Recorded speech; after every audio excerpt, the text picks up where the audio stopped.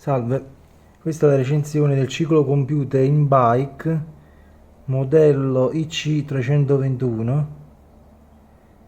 Vedete, si può scegliere wireless o wired, in questo caso il wireless, con due batterie CR2032, colore in questo caso è nero e la luce invece, l'illuminazione può essere blu, verde o bianca, in questo caso è verde. Modello, vedete, made in Cina.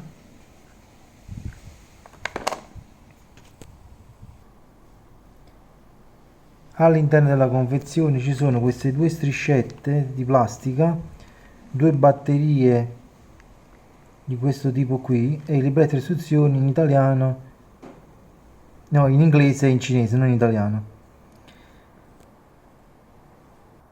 Gli altri accessori che troviamo, abbiamo il ciclocomputer, in questo caso vedete stand by con i due pulsanti M ed S, che poi vedremo più avanti. Si stacca con una semplice rotazione. Qui c'è il supporto con l'elastico che va intorno al manubrio e poi sotto c'è un cuscinetto che serve a far aderire meglio al manubrio il supporto. Una parte è adesiva e una parte invece è senza adesivo e va poggiata sul manubrio in modo che non scivoli. Queste invece sono gli altri due fascette che passa all'interno, vedete, di questi due buchi e girano poi intorno a questo tubo in alluminio. Poi qui in mezzo c'è un altro cuscinetto che va messo tra il trasmettitore wireless e la bicicletta. C'è una parte sempre adesiva e una parte no, per far aderire meglio, non evitare quindi che con i vari sobbalzi si muova. Questo invece è il trasmettitore, vedete, che va messo sul raggio della bicicletta. C'è una piccola, vedete, questa parte dietro che si svita, poi si inserisce il raggio in una fessurina qui, poi si riavvita e si stringe e deve essere posizionato quindi a massimo 2-3 cm. Come vedete è abbastanza grande il trasmettitore wireless, quindi vedete bisogna trovare lo spazio necessario per inserirlo. Io perché sono inserito così in alto, perché qui c'è lo spazio, a mano che si scende si ristringe e quindi c'è la possibilità che i due oggetti vadano a scontrarsi. Il trasmettitore wireless ha questo tappino qui che si apre con la moneta, ci va la batteria CR2032, la stessa cosa va per il ciclocomputer, anche qui c'è lo stesso coperchietto che si apre con la moneta e si infila l'altra batteria, tutte e due comprese nella confezione. Il libretto di istruzioni, vedete, abbiamo visto, questa è la parte in inglese, dietro c'è la parte nella parte in inglese e poi c'è un altro con la parte in cinese. La parte in inglese, in questa mi dice praticamente, vedete, come si fa a fare il montaggio nel caso in cui ho il trasmettitore con cavo o senza cavo, come devo andare a installare il magnete sul raggio della bicicletta. Qui ci sono tutti i vari componenti che escono, ovviamente nel caso del wireless esce questo componente qui, nel caso del wireless esce soltanto questo. Poi c'è tutte le varie istruzioni, tutte le funzioni, l'orologio, velocità media, tempo di percorrenza, distanza totale, cosiddetto odo, la luce a LED di sfondo,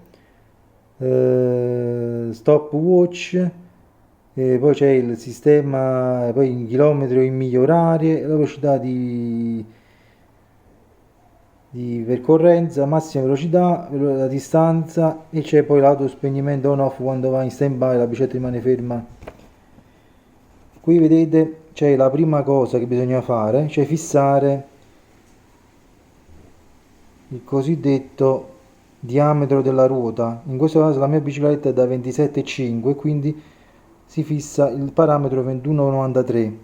Si va a fissare, vedete, con il pulsante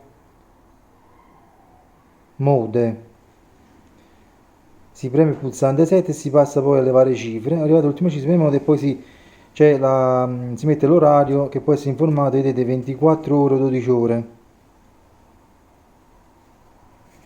Qui c'è come si installa ovviamente il supporto al manubrio e così via. Dietro invece fa vedere praticamente come si può settare in modo alternativo la circonferenza della ruota, quindi bisogna misurare praticamente la distanza che c'è tra il centro della ruota e terra, nel caso in cui non compare il valore nella tabella precedente. Qui mi fa vedere tutti i parametri che si possono resettare, vedete la distanza, la velocità e così via. Si può resettare tenendo premuto per 3 secondi il pulsante set.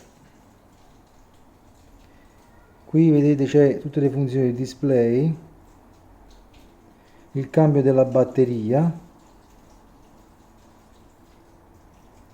Qui vedete vi dice tutti i parametri che compaiono, c'è stopwatch, si preme set per iniziare il cronometro, poi si preme un altro set per stoppare, poi si preme un altro set per 2 secondi e c'è il reset del cronometro. DST è la distanza di percorrenza all'ultimo reset. RTM è il tempo invece di percorrenza, escludendo sempre gli ultimi dati puliti. Average, la velocità praticamente media. MXS è la distanza, quindi massima velocità di percorrenza, e ODO invece è il totale dei chilometri percorsi.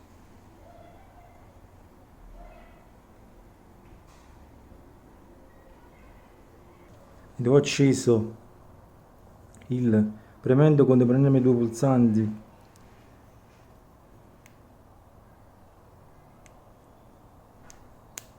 vedete si illumina, ripremendo si spegne.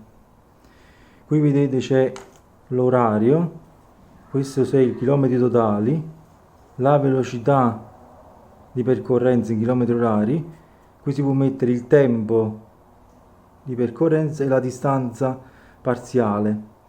Se premo il pulsante S ed inizia il cronometro, stop, ripremo, riparte, altrimenti tenendo premuto si resetta.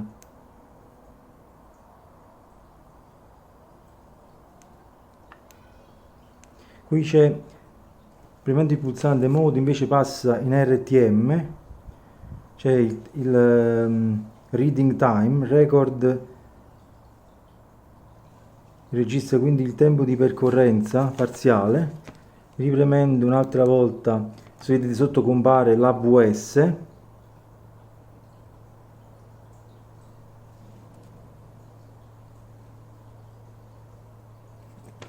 ripremendo un'altra volta il pulsante, vedete esce sopra la massima velocità e sotto la distanza,